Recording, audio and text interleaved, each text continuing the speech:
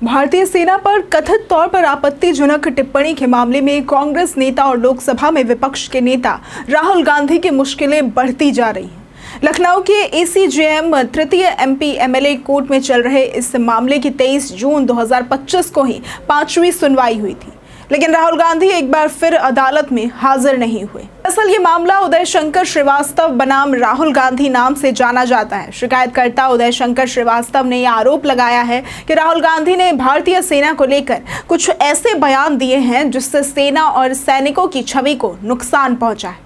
इसी के चलते उनके खिलाफ 2015 में ही एसीजेएम कोर्ट द्वारा समन जारी किया गया था। 11 फरवरी 2015 को अदालत ने राहुल गांधी को समन भेजा था, लेकिन अब तक वे कोर्ट में व्यक्तिगत रूप से हाजिर ही नहीं हुए। राहुल गांधी ने इस समन को और पूरी अदालती कार्यवाही को रद्द कराने के लिए एप्लीकेशन नंबर 4623/2025 के तहत इलाहाबाद हाई कोर्ट की लखनऊ बेंच में एक याचिका दाखिल की थी। अब राहुल गांधी को इस मामले में हाई कोर्ट से भी राहत नहीं मिली। हाई कोर्ट की लखनऊ बेंच ने न सिर्फ एसीजेएम कोर्ट की कार्यवाही को सही ठहराया, बल्कि राहुल गांधी की ओर से दायर याचिका को भी खारिज कर दिया।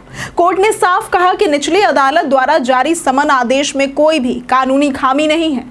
हाई कोर्ट द्वारा याचिका खारिज किए जाने के बाद उम्मीद की जा रही थी कि राहुल गांधी 23 जून 2025 को कोर्ट में पेश होंगे, लेकिन ऐसा हुआ नहीं। ये लगातार दूसरी तारीख थी जब वे सुनवाई में शामिल नहीं हुए। इससे पहले वे 4 जून 2025 को भी चौथी सुनवाई पर अनुपस्थित रहे थे।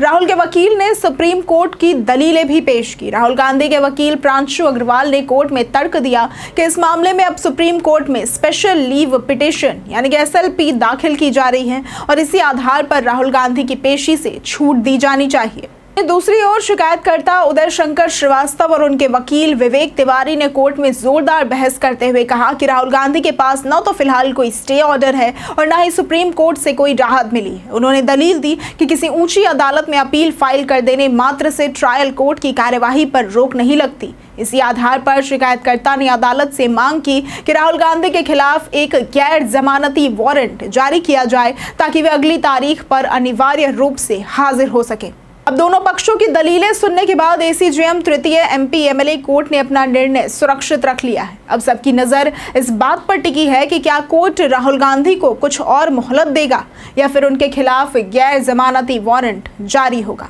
इस केस को लेकर राजनीतिक गलियारों में भी खासी हलचल है। भाजपा और अन्य विपक्षी दल राहुल गांधी की गैर हाजिरी को लेकर सवाल उठा रहे हैं। वहीं कांग्रेस इसे एक राजनीतिक रूप से प्रेरित मुकदमा बता रही है।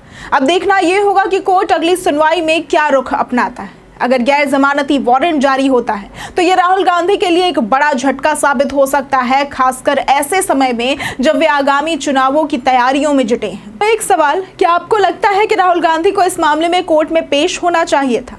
अपनी राय हमें कमेंट करके जरूर बताएं और अगर आपको आज की ये वीडियो पसंद आई हो तो इस वीडियो को लाइक करें, शेयर करें और साथ ही हमारे चैनल को सब्सक्राइब करना ना भूलें।